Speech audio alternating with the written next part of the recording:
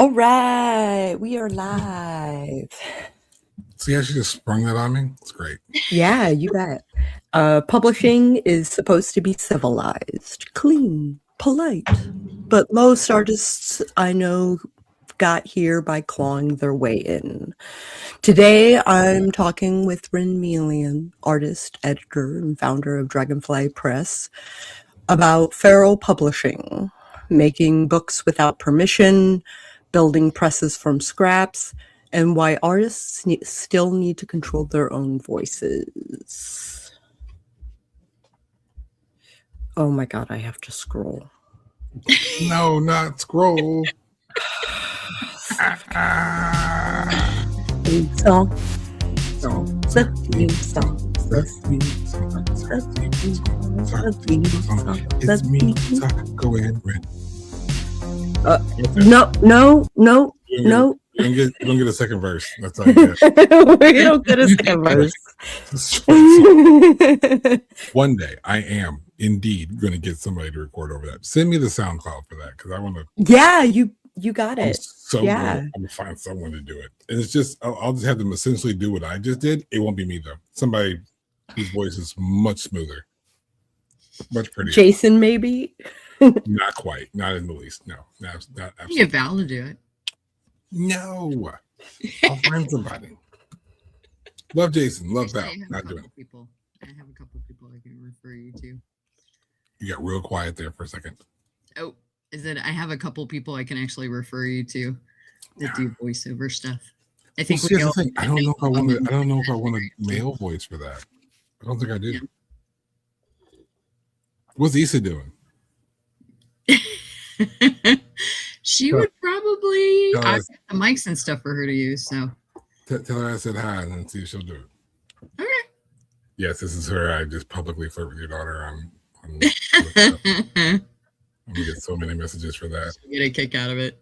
Popper Night. Good morning. Speak of Val, there he is. Hi, Panda. And Amanda. Hello. Amanda. Hello, everyone.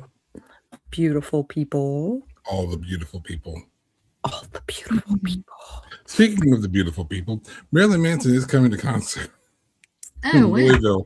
Yes, they are. I've been getting May 12th, which is funny. And I say that because on May 13th, at the exact same venue, is Earth, Wind, and Fire.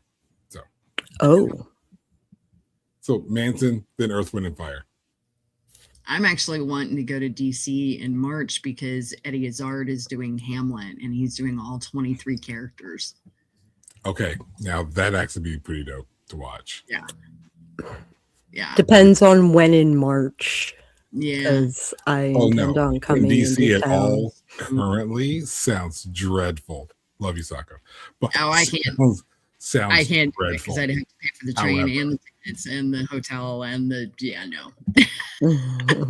I'll just crash Sako's like on the back porch or something. I'll just be like, I have a bed right next to me. See, okay, that's fine. I'll be led in the house. That's cool. Okay. Using the bathroom would be a lot less messy. None of that is the subject of today's show. See, if you're new to the channel. If you're new to the channel, understand that we are going to waste the first 5 minutes of this show. Yes, we are. We just going to, because in the end, we're real people and we're actually really friends 95% of the time with whoever our guests are. So chances are we were hanging out before this and we're going to probably hang out a little bit after this, depending on how busy we are.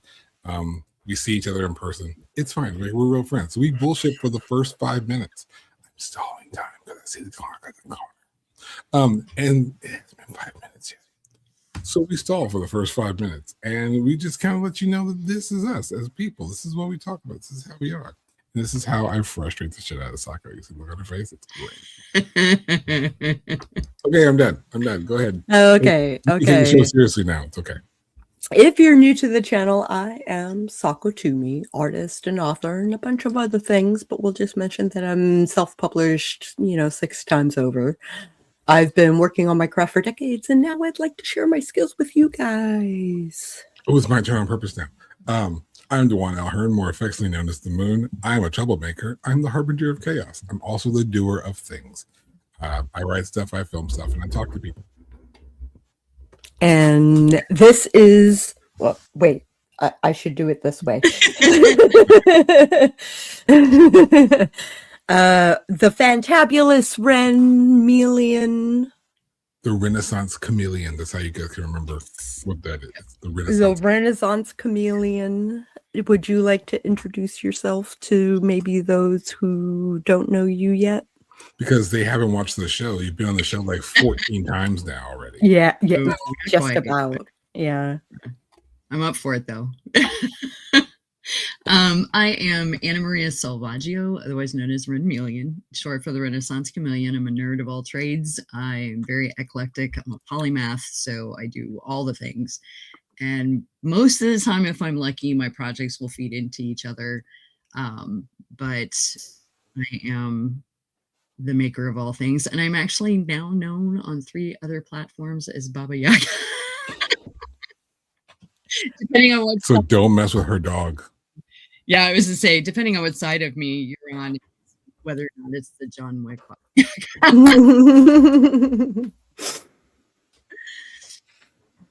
She Okay. will mess you up. If you mess with her dog, she will mess you up. Don't steal her car. Don't mess with her dog. Don't break into her house. My daughter, And- my husband. Yeah, don't mess with Yeah. her family. Yeah. Yeah. Yeah. Mhm. Okay, so I have a bunch of questions that I'd love to ask you about publishing, especially self-publishing or your experiences in traditional publishing. Let's start with the first question. It's a great place to start. Yeah. What made you go feral enough to say, I'll do it myself instead of waiting to be chosen? I kind of bootstrapped myself on everything I did because I couldn't afford to hire somebody else. So early on, that was, my choice, and it was a control thing. Controlling my fate, or as one of my authors, Tabitha Dial, says, create your fate. I've been a book designer and editor since the mid-90s and heard horror stories about the lack of control authors had going traditional, the time it took, authors wasting their lives away waiting for, to hear back about their book, if they heard back at all, the query system, and I was just like, what if I actually want my message out in my lifetime? And so just having that control over my covers, over, whether or not I have to do huge edits, which the edits are good, being able to rough up the ground and make sure that your book is, the best that it can be, that's necessary. But I worked with one of the majors at the time. I'm not going to mention who. So I knew from the inside too, and was just, I wanted more control and I wanted it out. I wanted my message out. That was the biggest thing. At what point does an artist need to become their own publisher? Is it is that all there is to it? Is just a matter of control? Timeliness, I think. Really, message in your head or on your desk isn't going to do anybody any good. It's a preference, really. There's benefits to going traditional if you have the right company. I still actually have, as a children's book illustrator, author, and as somebody who likes doing interactive stuff, one of my goals is actually to still maybe get picked up by Chronicle or Query for one of my books, because they can do things that I might not necessarily be able to do. Like there's only one picture book, board book publisher in the US. Everything else is in China now. And I'm not even sure how they're doing, but priciness, there's stuff that, I don't want to have to go the route of paying a printer to do and then sell copies, because I know somebody that's a children's book author that they had to get a warehouse, because you don't think about the fact that you have to store a pallet of books to be able, and in the air conditioned environment, to be able to have the price low enough.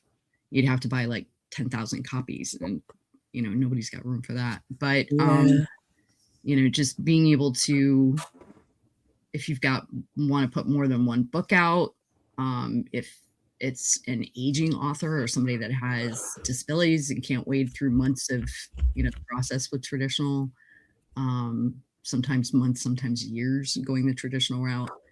And a lot of people don't want the hassle while trying to find a good agent, which for some I would still recommend doing. But even if self-publishing, outreach, an agent is not a bad idea. Yeah. Who actually holds the power in publishing, and how do artists take some of it back? That's loaded, I know. Question.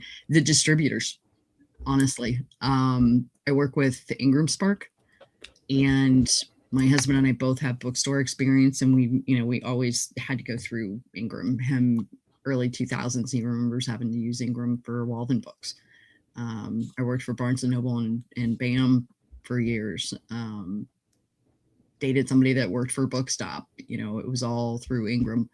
American Wholesale Book Company, BAM uses for their distribution, but their online goes through Ingram's Lightning Source.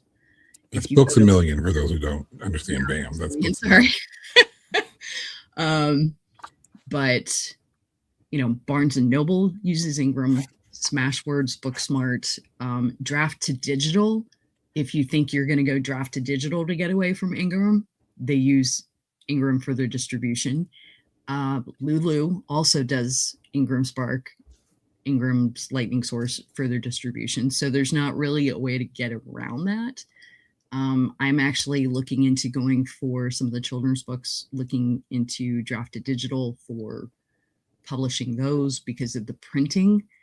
Ingram Spark has been problematic on things. We actually got one of the children's books in one order had our cover and was somebody else's children's book on the inside. But the little things like that, which major thing, but you know, it's a pretty major thing. Yeah. Yeah. But while one copy out of 50, I know somebody else was confused too, probably because they had ours inside theirs. But if that was a swap, but it's just the distribution is the biggest thing. If you're wanting to get outside the US, outside of your own space, they're really the ones that control everything. So to jump in, we look at talk about Ingram Spark, and that's usually considered the alternative to KDP. How is that as far as ease and dealing with other distributors, as far as like getting your book into other places offline, like getting into a small local bookstores? We have a lot of small local bookstores that are not part of nationwide chains like Barnes & Noble or BAM or nothing like that. So if I want to get into Boxing Book of Louisville, Kentucky, shout out to Kelly, how does the method upon which, or the distributor, matter in those spaces? Myself and a lot of my authors actually with the indie bookstores will go direct to them and we'll order author copies and do that. Most places though, like Joseph Beth, if they can't order it through the normal channels, they will not take you. So it's really a conversation that needs to be had. Yeah. So but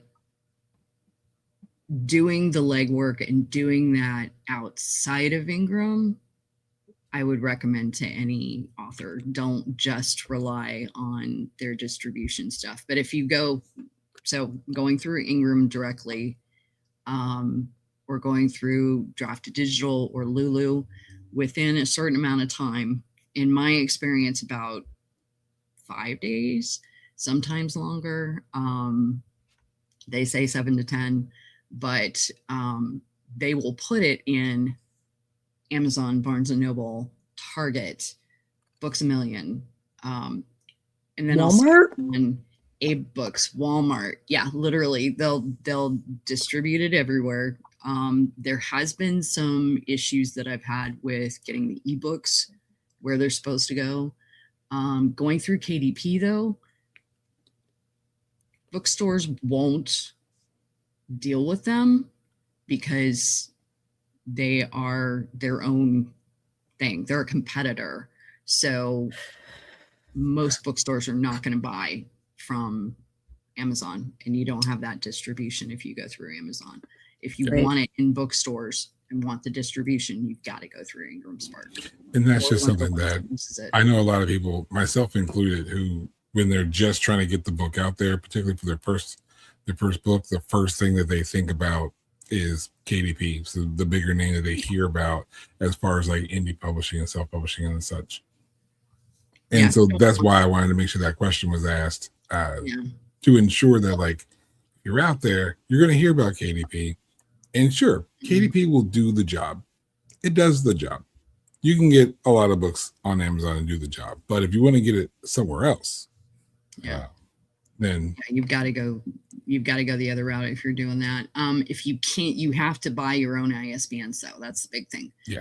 And a lot of people, they don't have $125 to shell out for each format, because each format takes an ISBN. So potentially you could have 4 ISBNs for one title: hardcover, paperback, ebook, audio. And you do KDP, you could do their ISBN and do it free. ISBN, I think is what they call it, yeah, ISBN. But the Bowker, going through getting your ISBNs, you can get a block of 10 for $295. So that's enough to cover 2 books right there at $29.50 per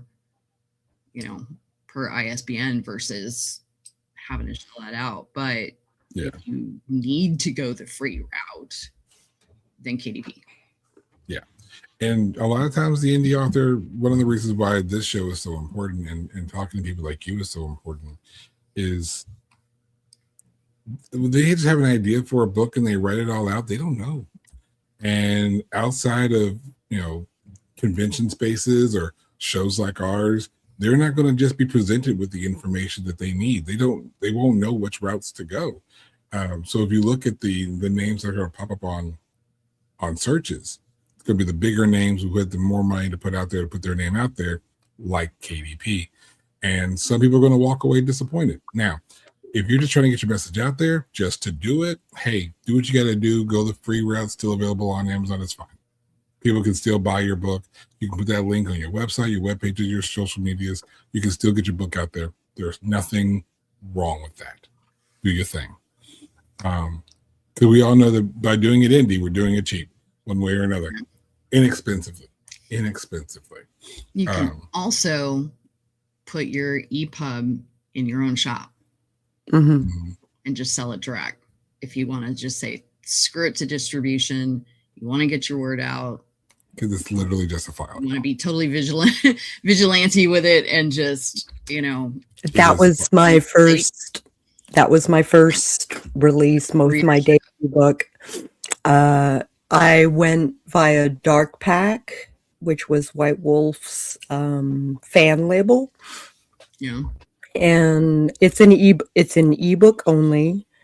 And you kind of gotta have a membership in order to buy it, but like the membership is free, so whatever.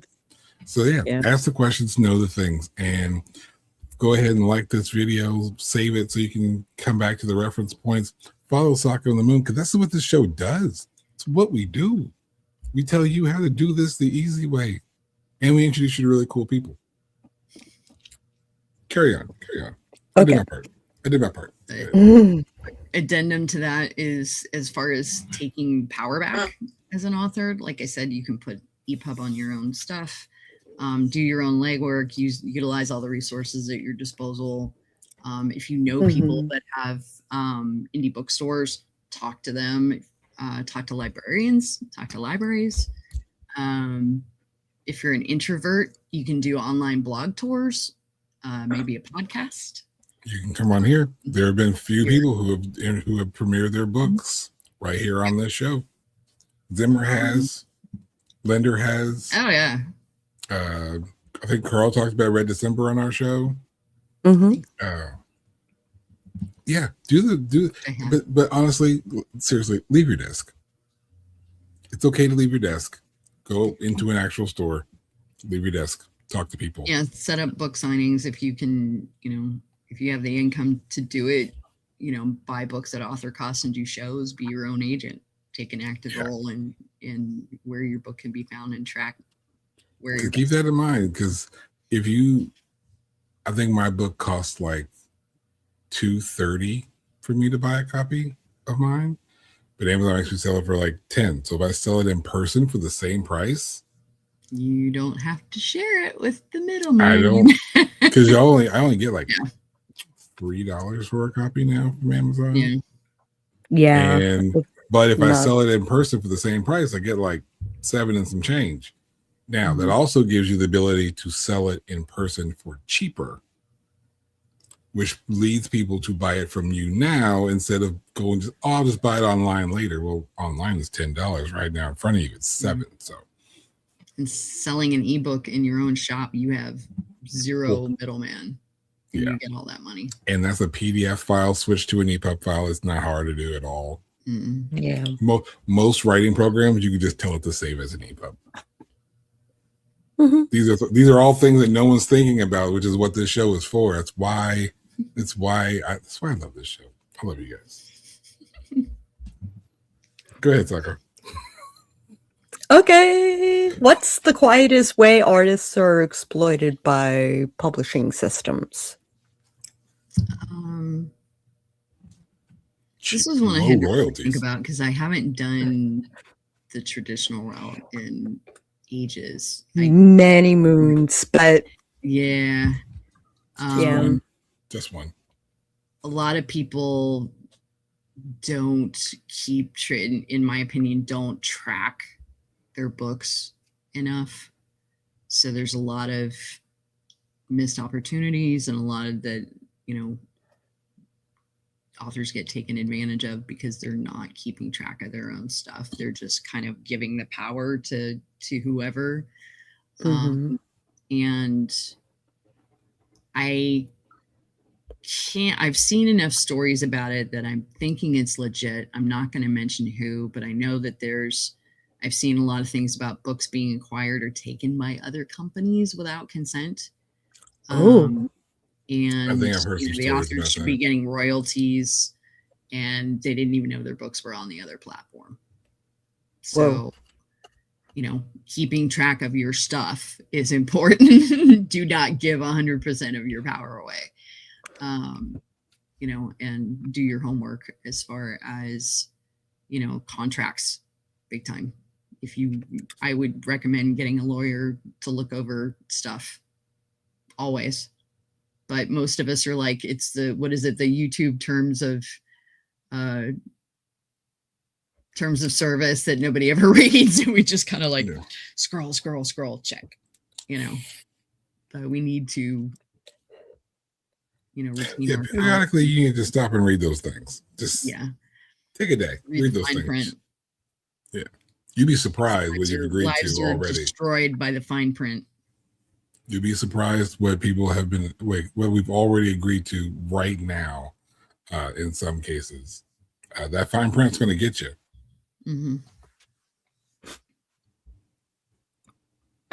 What's something artists are told that they have to do in publishing that's complete nonsense? One of it's like I said, I haven't really worked in traditional publishing in a long time. I do kind of keep my finger on the pulse to stay informed, but the one thing that really always annoyed me is when somebody approached a traditional publisher and they had a book cover and the book cover was really good, and the publishing company's like, no, we have our own in-house people, and totally, negate Throw it out. Yeah. that part of the, intentional design. And a lot of these companies are leaning more on, AI. Again, a whole nother podcast. But oh yeah, that's a whole beast. Yeah, my board game night, most of the conversation was about AI last night. But it's, I think, not allowing, the publishing company has more experience than the author with some things, most things, because they're, except for marketing. yeah, depending on the company. Like Chronicle books, query books for me would be, I'd be like, I'll read the fine print, but y'all go with it because I trust that company. I've seen the results. I've seen their products. I know the care that they put into it. But to me, I think there's something missed when a publishing company isn't, and I get why, but isn't as interactive with their authors and just completely stripping control. Oh, because you want an author to be excited about their work, to talk about their work, to share their work. A lot of the publishing companies are, used to be, they did everything. A lot of them are now, you need to do your own legwork. There's been a few that I've talked to that, yeah. Speaking of platform, yeah, sponsorships work similarly. Yeah.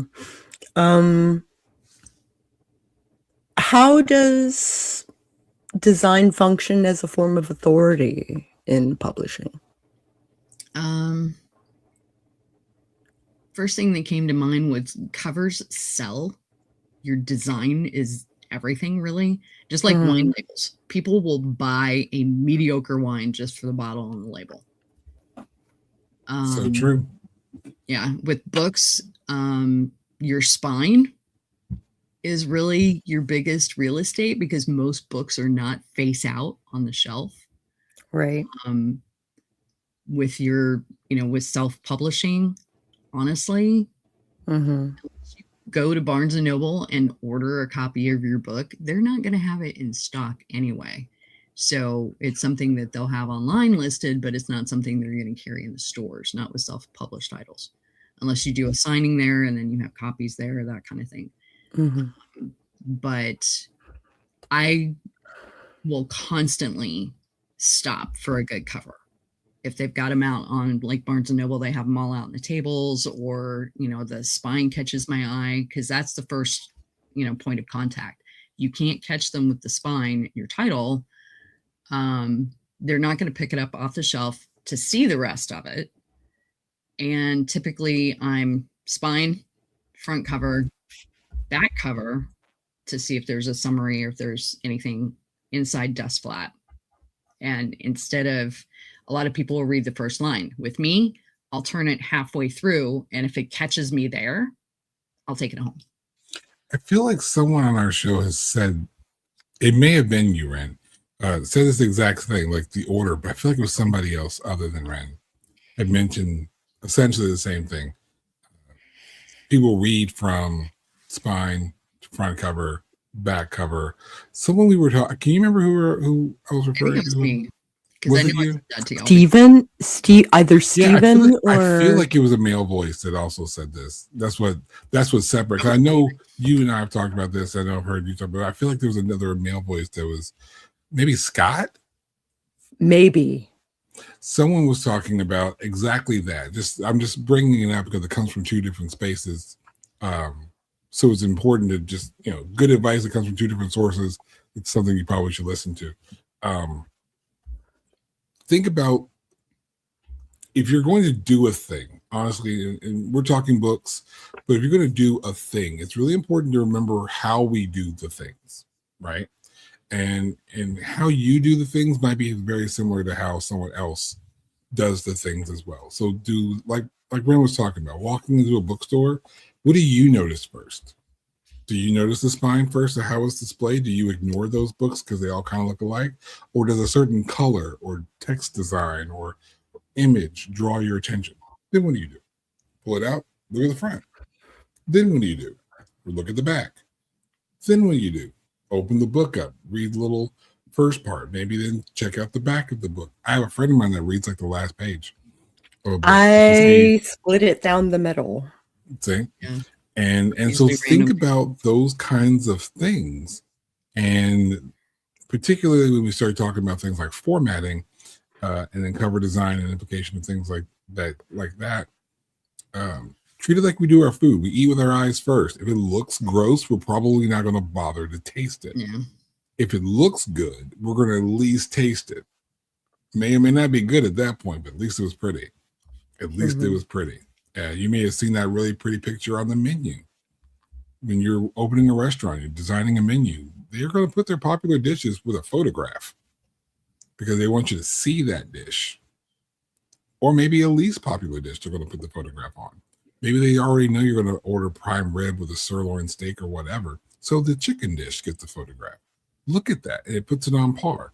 So remember all the senses that we use when we're buying things. You also have to consider when you're designing things. And food porn is a thing. There's cooking. It's not like that. It's not like that's YouTube. Calm down. It's different. Different. But there was a magazine. Eyes are safe. It was all cooking stuff, and their photography in there was incredible. And it was like, I can cook anything. I have this photo. And photos are important with cooking. Oh yeah. Total side note, because as I'm cooking, I like to know what the thing's supposed to look like halfway through. Am I doing it right? Is this what it's supposed to? Okay, good. Yeah. Okay, good. I'm great. Okay. I digress. Let's see. Where were we? What visual choice instantly tells you a book was made with care versus desperation? Some of the design things that stand out for me that I can tell a book is self-published, and font size, lack of margins is a big thing, is a big giveaway. A lot of people I know will be like, I'll put a bigger font in this, that way I have a bigger page count. Or they'll have, 100,000 words and they have to shrink the font size because they have to do a, smaller author cost. I think it's a bad decision to allow that to dictate your presentation. I get why people do it, but I think it's, in the long run, I think that's a bad decision. I think it's going to hurt book sales because there's, I'll be intrigued by a cover. I'll look at it and I'll open it up and go, that font size is way too small. I'm not getting it. I'll go for the ebook or I'll go for an audio. Listen, people, your eyesight does not fade away at 65. Yeah. That starts to fade at 38. Like things start to get a little bit fuzzy. 35, 36, your late 30s. And if you're looking at a demographic of like 20 to 40, that last half, even as young as they are, we're not trying to squint our eyes at 10 point. We want ease. We want being able to read to be ease and relaxation. Yeah. And if you're getting to like 14, 16 point, we're not fucking with that. Do this or get a magnifying sheet for it, or we're not doing that. It's or there's only so far away you can hold the book. The trombone thing. Yeah, but I'm not doing all that. It's just, I think making bad design choices based on cost, based on buying templates is another thing, because you don't have the money to hire a designer, which I get. I get that, but it's also, you're buying a template or you're buying something or you're doing AI on it. everybody and their mother's going to have that too. It's like when, what was it, Twilight with the hands with the apple. Somebody had done a template for something similar, and I saw so many books using that, and I'm like, that does not make me want to pick it up. Right. It just, you know, you want it to stand out. You want, you know, decent margins. You want a readable font. You want it in a decent size. This is why it's mandatory to me to get, even if the digital proof looks good, I get print copies always. This is not to highlight or insult or anything to this author. This has nothing to do with this author. But this is if you didn't read the words on it, this could very well be convinced to be a Twilight cover. Because it's the black, simple white, maybe a little red imagery, title, author. I mean, I guess shout out to her. It's my wife's book, but she keeps it in my office. And this kind of goes into that point where for a while, covers look like this for a certain genre of books. It's white image, spot of color on a black background, very low key, very minimalist, very simple. And don't get me wrong, lovely cover. I'm sure it's a fantastic book. Not my genre, it's my wife's. But at the same time, I wouldn't on the shelf, I wouldn't know the difference. If I'm just glancing and walking by, this could be any book of any sort. It's not going to stand out any different than I thought it was a Twilight book when you first pulled it out. Exactly. And I actually have dual things going on in the one monitor, so y'all are a little smaller, and just from that little tiny little thumbnail size thing, that's what I thought you were doing, was pulling it out as an example. Is it right. Reminds me that because it has that very distinctive, you know, very distinctive. But then you see this on the cover on the side, and again, this is not to highlight any particular author. This is just one of the books that stands out on my shelf. But this is blue. It's a different color. A lot of covers, you know, they're black. They're just there. They kind of blend in with the others. But having a different color, having a different font, having an image that marks. Yeah, the image is big.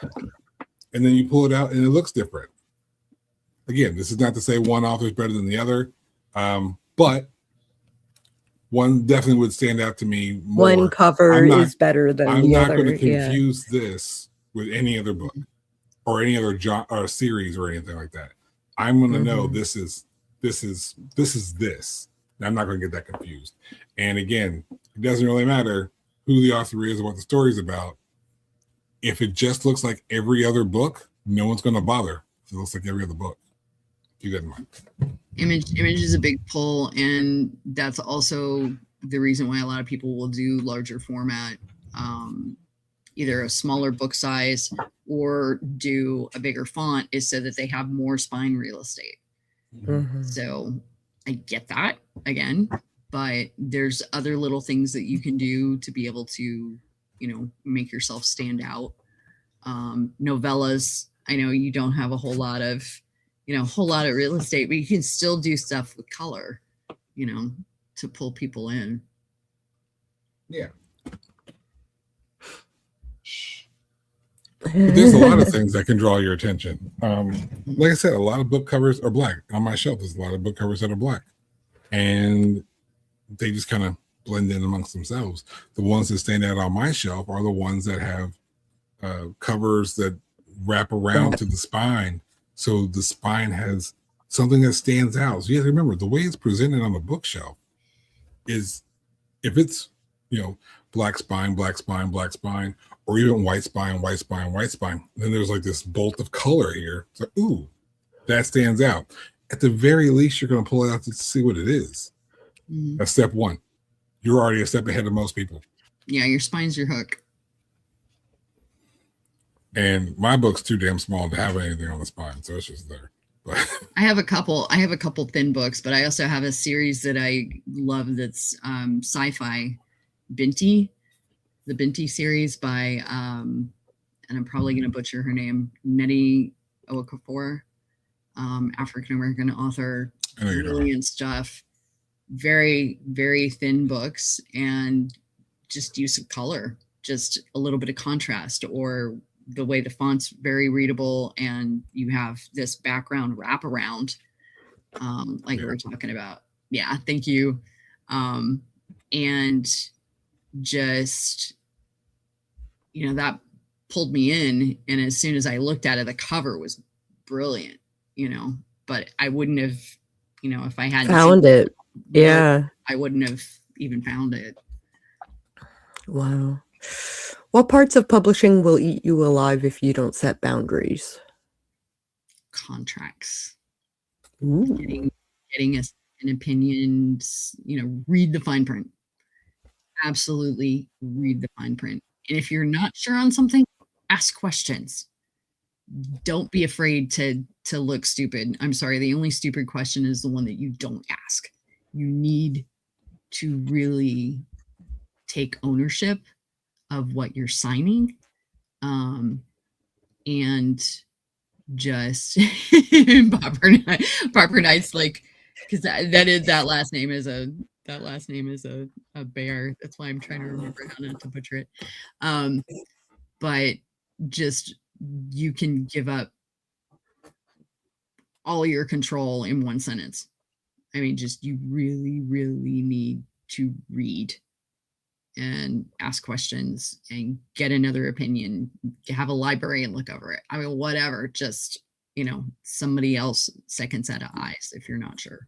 Yeah. Because that can make or break. It can. I had a friend of mine who totally got screwed with a contract because she never got a royalty check after a couple of years. She knew books were selling. She was doing events for the publisher with other people's books as well. And then she's like, what? I probably should have got a check by now of some amount, and asked them questions. And then it turned out that the company it was owned by two people. I think I remember the story. Someone dropped out and sold their part to that company. They were trying to sell off to someone else. And then who owned the rights to the book was still up in the air, and it wasn't her.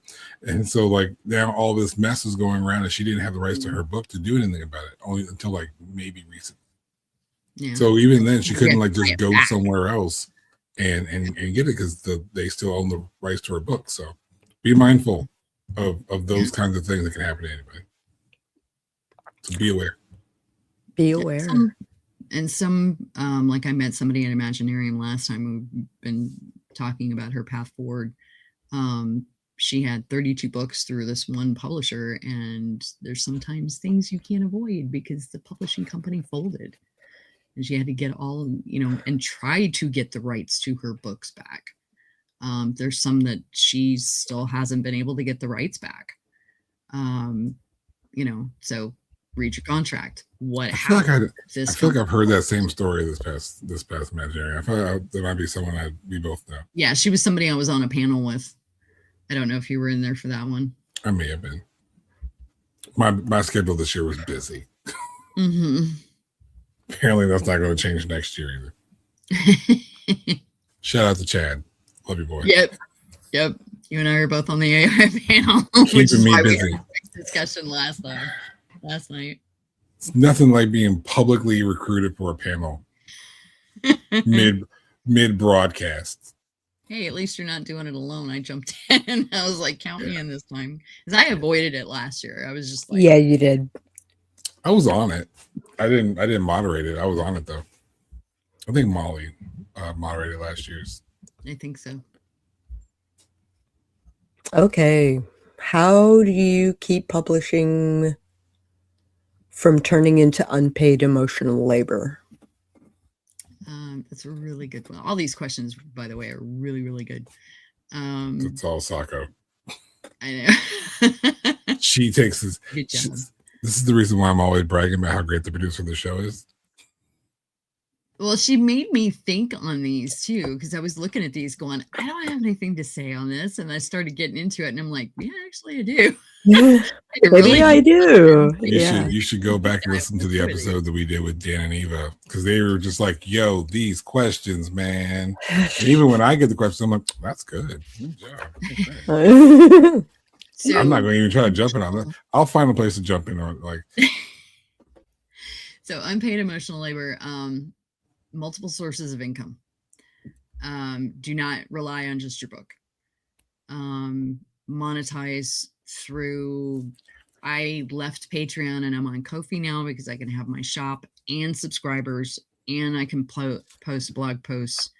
I can do photo drops. I can get donations there, paid subscribers, that kind of thing. Share your process. You're doing it anyway. Share it with your platform. Might as well. I teach a class on building your book out at every Imaginarium about how to create additional products like stickers. Mystery author could do I'm something. Still waiting for my sticker pimp stuff. I have it like 2 years for it. I need to send you a link to it because it's starting to get up in the new Printify shop. So yeah, because I've been waiting 2 years for my sticker pimp stuff. Well, I got that up now, so it's starting. But Woo. Doing subscriber platforms like Patreon or like Ko-fi, like I said, Ko-fi, I've had better experience with them than Patreon because Patreon wasn't following through on some things. And the biggest thing was I left them when Apple Pay decided to pull their shenanigans and they were taking an additional 30%. So I'm like, see ya. But 30% is no joke. Yeah. That's like putting your stuff on consignment. It's usually a 70-30 split, if not more. And it's my stuff's in limbo somewhere else where I can't sell it and I have to give up a big chunk of change. So, but it's just, having a Substack people can subscribe to you, have, if you don't want to do crazy amounts of social, coming up with even a PDF, encourage fan fiction, there's a lot of different things that you can do. And just remember, like, we were all part of some genre, some world at some point, right? Mm-hmm. Some fandom. You're a Firefly fandom, right? Mm-hmm. I love Stargate, for example. I'm a big wrestling fan. I'm a nerd of all trades, so we do all the fandoms.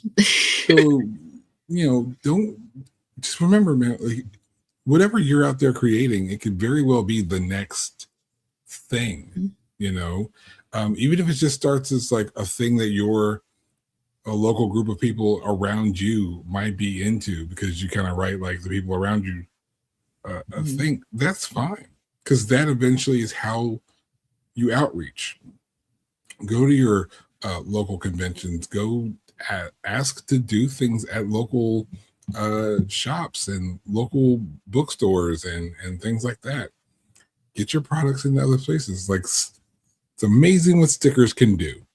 Mm-hmm. It's amazing what stickers can do, because ultimately I love stickers. I am mad because I haven't finalized a design for my stickers yet that I want. I paid rent on stickers. Right? Stickers are huge. And even if you like, because there's 2 levels to stickers, if you ask me, and you can correct me if because you're more on this than I am, but there's like the stickers that you get that are simple, inexpensive, that leads to your other products, or there's the stickers that you're actually putting a lot of effort into, good quality paper and gloss and shine, and you're selling them at a relatively low premium, like a low price, but it's not the price of the sticker, it's the volume of stickers that you can sell. There's one really cool design, you can sell hundreds of those stickers, and hundreds of stickers at $1, $2 each. Mm-hmm. That ramps up pretty fast. And it's a conversation starter as well. One of the things that I do with my children's books, whether it's mine or a client's, is we do the characters as stickers. And I've gotten to the point where I'm actually creating dolls from those. So, and there's a printer, Spoonflower, out of North Carolina, that they, run all their stuff off themselves. There's actually some that they even screen print, but I can get, for the end pages for my children's books, I'm making fabric collections. So, between that and the dolls and stickers and activity books and coloring simple pages, things. It's always, don't let just whatever your book is, your book can be more than just your one book. It can be, you don't have to be children's books to do that. It can be shirts, it can be stickers, it can be hats, it can be all kinds of other things. Don't rest on just your author branding. You have t-shirts and hats, I am literally wearing one. Yep. Right now. So, just that's the biggest thing, is multiple sources of income, and, do it yourself, easy enough without using AI. Oh yeah. No, there's no AI on this shit. Hire a local. And there's a lot of other ways of, like, you can hire designers like Sako. You can do, there's a lot of programs where you can do this stuff on your own. This is simple enough. It really is that simple. For someone whose nickname is Moon. That was on my own. And every other design I eventually did on my own. Really simple to do. You can find websites that will help you through that. Don't just jump with the first one you find. Look around. It's worth it. There's even for cover design, places like Unsplash and Morgue File, and there's a couple others, Pixel, that you can get stock imagery for free. They still have ads in there. You got to be careful. That top layer is usually, stock photography. You got to pay for it, kind of thing. But a lot of them are for commercial licensing. Splash. Yeah. All you have to do is just do an attribution on your copyright page that, you pull these images from these people, kind of thing. And and that's a line. It's a text box, y'all. Yeah. It's a literal text box, and it should be on everyone's website anyway. I do I have like Moon's favorite albums. So there are parts where I talk about, I have like album covers and album names, and I have movie posters for like my movie reviews. So there is a little disclaimer on the bottom on the footer of my website. It's like, everything belongs to me. And if it doesn't, it belongs to its respective copyright holder. It's that simple. Hands off. If you do a shout out to another artist, you're going to get a bigger, the World Wide Web is a web, and you're going to have more connections the more you build out. Because people used to say, "Oh, don't link off your site. You're bleeding people away from your site." And no, there's room at the table for all of us. Do reciprocal links, cross pollinate. Get the word out about other people. They'll be your street team. I've seen in my analytics for my website, I had done a review on a musician's show. And I found that there's at least a couple of links where someone found my website from their website because they saw the quote that I had left from my review. It linked back to my website. Somebody came to my site from there. Like, it happens both ways. I link other people link me. It's fine. It happens both ways. And make those friends. That's why getting away from your desk is important. Make those friends, make those connections, because that's how this happens. Okay. These into our other question. See, I was waiting until we got there. I had the questions ready. I had you, Sako. I had you. Oh, okay. Thank you. I had you. I really do the job. I do. All right. So, because I was AFK for a second, what question are we on? I did not go to the next question. We are on why is small, strange, tight-knit publishing more powerful than scale right now? That's the question. Community connection, especially since COVID.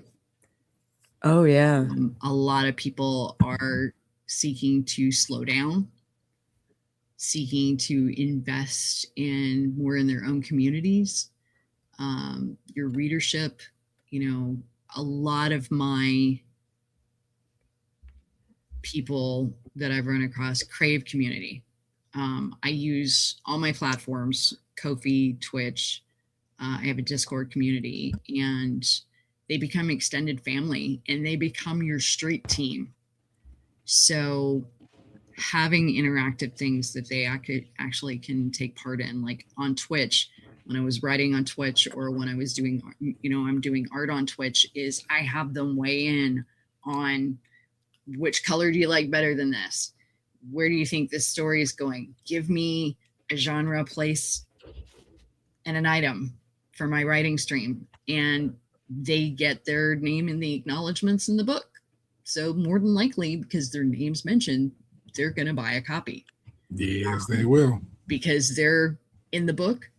They had a hand in contributing words or contributing things to the story, or they request a specific animal for a sticker.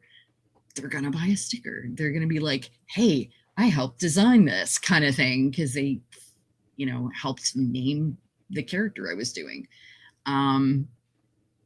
That interactivity and being a part of something that's bigger than yourself, and being able to make connections with other people. And there's a safety in that. I hold space. I'm big on holding space for people. And just, you don't feel like you're going it alone. And it's encouraging me, because I want to create more, because I have this community that I can interact with and that support me, whether they're subscribers on Twitch or they're subscribers on Ko-fi, whether they buy stickers, which that's one thing I love about Ko-fi, is I can make it private for my subscribers, but I can also make it private for subscribers and people that have purchased stuff from my shop, which is really cool. So there's a benefit, to them, and you can add value in different ways. But I think that just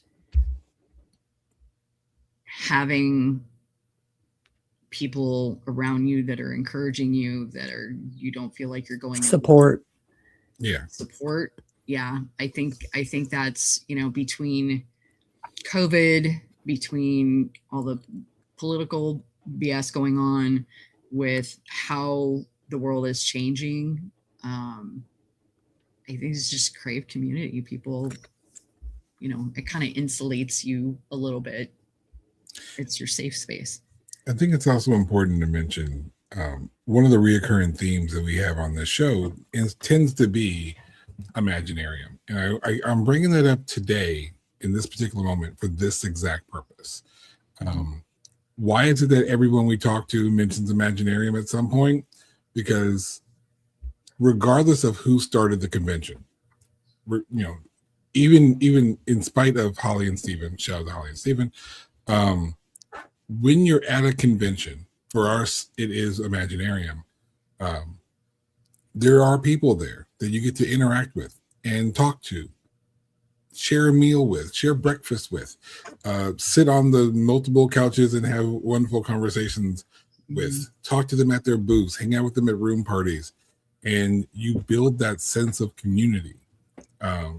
Even outside of like Imaginarium, or like this show, people who have never been on the show, probably never will be on the show, are part of other communities I'm with, because when we made a movie, when we made Companion with people from Imaginarium. We specifically found people from our writing community to work alongside. This past haunt season, September, October, we were doing a project with Malice Manor. Shout out to Joker and Amanda. And someone from our group joined their works. So they joined the haunt, and they became part of that community because they were so warm and caring, and they really embraced her for who she was and what she wanted to ultimately do as an actress. And I bring all this up because as we're discussing community, it's not just the people who are subscribed to you or the people who buy your wares. it's the people who not necessarily support your vision or even agree with your vision, just support you in your vision, right? They don't always have to be exactly, equal mindset, but they have to be like, you're doing your thing and I love that for you. And then you're like, I'm doing my thing. You're going to rock with me, and you do. In my inbox right now, somebody from Imaginarium has sent me a project up there, so they just want me to look over and just get my thoughts on. And it's one of those things where I'm there for them. They're there for me. I'm going to run over some character thoughts with them. And all of this is about community. And it's all built from people we've got a chance to interact with, sit with, break bread with, have a laugh with, or whatever. Building community, putting the actual working with community is so important. I shouted out a bookstore earlier, and I shouted the owner by name because I know her name and she knows my face. Like, we know each other, and that's just community. That's how this all works. There's nothing more important in the writing sphere, the creative sphere, than building yourself a community. Sako has built a fantastic community over on Discord, full of wonderful people who literally just hang out, talk, do things, share ideas, run stuff back and forth past each other. And that's ultimately all the support. Sometimes all you need is someone holding you accountable, is literally sitting there on a video call to make sure you're still writing as you're making sure they're still writing. Sometimes they sit for hours in silence and they're just watching each other write. And that's just supporting each other. So we talk about community off and on in the script, but there's nothing more important than community. So if you have a chance to find the community, find a writer's group, find a bunch of people who hang out at the same coffee shop or bookstore, whatever it is, just go out and do the things. Do the things. Go. Okay, I have a question. Yeah. No. I was going to say Imaginarium is like old home week. They've become chosen family. Yeah. Because of Sako's question. And I want the name of that bookstore. So, case in point. I got you. So we are at the top of the hour. Yes. But I have 6. Screw the runtime. Are we just going to keep going? Screw the runtime. We have one last question. Yeah, you have one last question. You have your rapid fires. Screw the runtime. The runtime's a suggestion. I don't have to go just yet. Okay, if we're all in for it. Okay. Same here. I'm in. Okay. What happens to art when we stop chasing legitimacy? You lose the soul and the heart of it. It dies. Like what Moon was saying earlier. Creative expression, you're sharing a piece of your soul in your work. I run handmade art shows, and there's, everybody's leaning on AI because of the cost. They're not looking at the actual cost of like environmental and all that. Totally different podcast. But when you detach from the creative process, there's no soul. There's no bit of you in it. And I think that's what makes it unique and what makes it important. So being authentic and nice. That's a big authenticity is becoming more and more important. And I, for one, am kind of grateful that it has turned that direction. Yeah.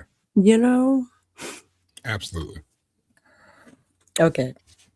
I have 5 questions, rapid fire questions that I didn't send you. Yeah, I knew you were going to pull this on me. It's her new thing. It's my new thing. So, off the top of your head, without a beat, Okay. Here we go. Rapid fire. Stapled zine or perfectly bound book? Stapled zine. Print mistakes, trash them or sell them cheaper?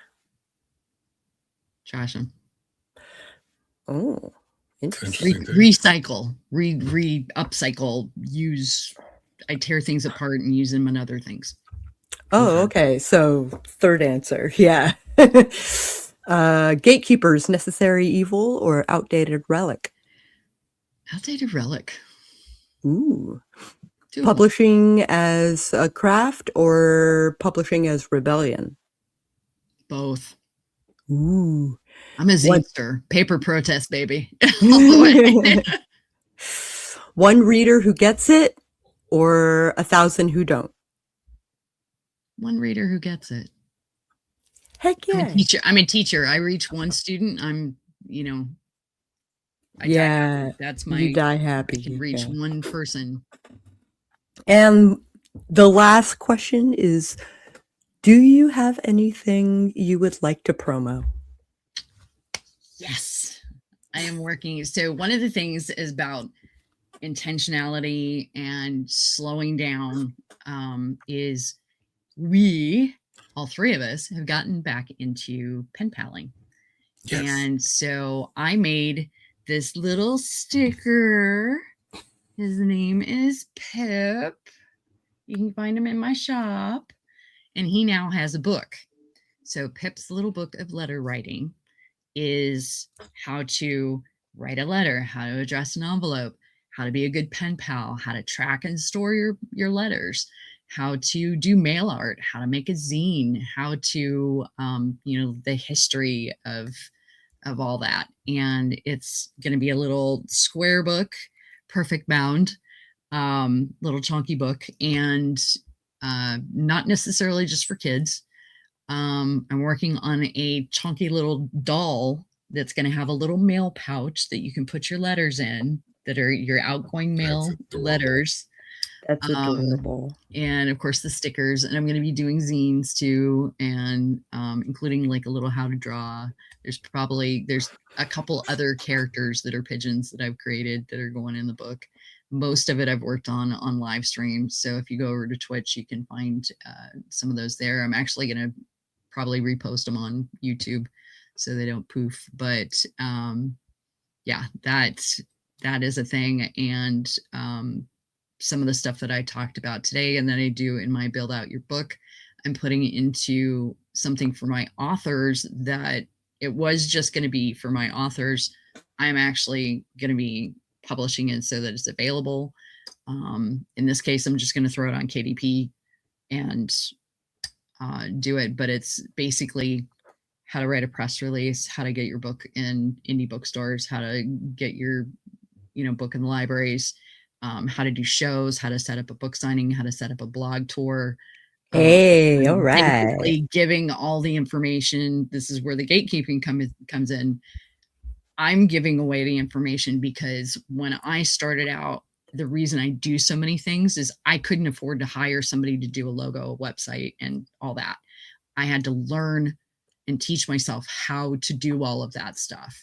And so I'm going to be freelance for 40 years officially in 2026 because I started as a junior in high school. I did my first logo for $200 and I'm like, 1986, $200.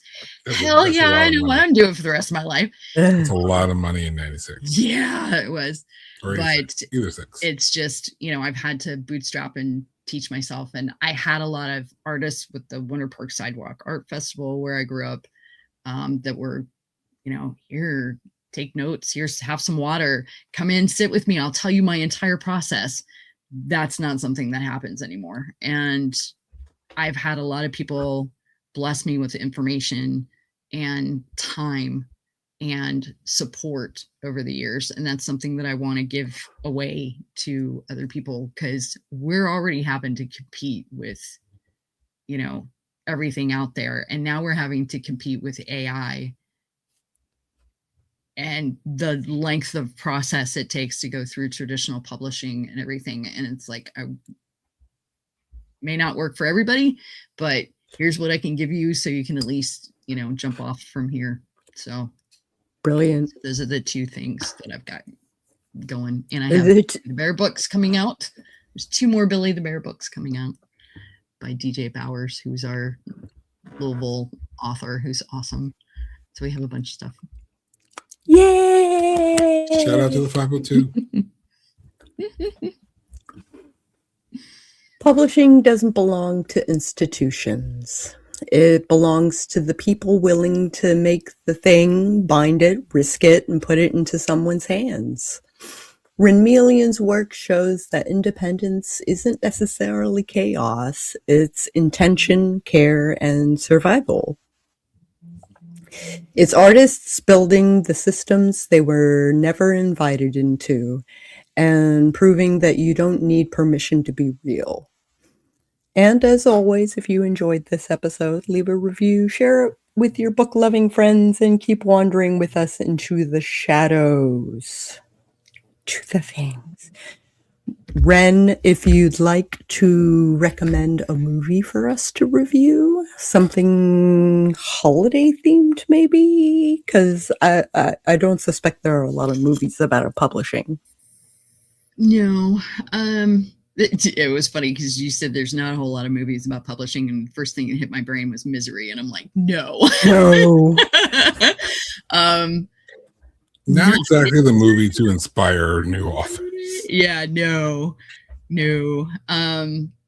So initially I was thinking Quiet Place, but it was from a standpoint of I really like the script and it's horror, and I do love that. I love that movie. Do. That's actually a really good one to break apart. Unless you have, yeah. What did you land on? I would say Quiet Place.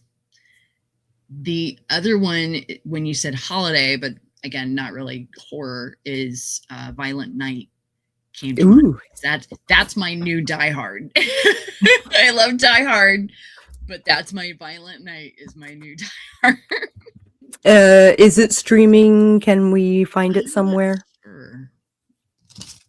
I think A Quiet Place is on Paramount, and I would personally love to do that one because there's so much that can be discussed. I don't have Paramount. Oh, we have to figure this for now.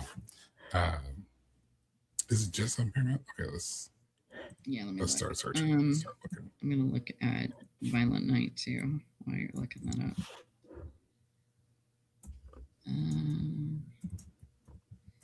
So Violent Night is Peacock, Hulu, Amazon Prime, but it's the add-on thing, and sometimes you can get like we subscribed to Paramount or AMC, I think, and did the 7-day trial to watch something. Unfortunately, I've done that too many times. Yeah. After a while. Emails though. Yeah, we can do a Violent Place or a Violent Night. Awesome. Violent Night. Yeah, either one works for me. I love both. Okay. Quiet Place, I'm in love with the script. It's one of those movies, and here's the reason why. If we get a chance to watch it at some point in time in the future, we'll do Violent Night. But we get a chance to do it at sometime in the future. It's great to discuss, particularly how we format our movies, because it's a movie that requires quiet. So there's not a whole lot of dialogue, which goes into how storytelling is done outside of telling a story, right? It's what is happening in your foreground, your background. What do we establish with our characters and the movement and the physical acting required for doing such a thing, such a movie? It's really fun to break down a movie like A Quiet Place. But you have to kind of watch the movie first. So if you can't watch the movie, it doesn't do us any good. So Violent Night sounds fun. There was a webinar that I attended that was screenwriters that they did a breakdown of Quiet Place, specifically the bathtub scene. And not to give any spoilers away, and just that scene and all the stuff going on with that filled the whole webinar. I mean, that was just their choices in different things. In fact, that the couple in the movie is married real life. Yeah, was really cool too. So you can tell that dynamic. But Violent Night is a lot of fun. I really love that one. So I'm looking forward to it. Yay! Monday or Tuesday? Tuesday. Love it. Tuesday. This has been Sako and the Moon. Until next time, keep your light close and your monsters closer. What she said. Yeah. Somewhere there. Song. It's the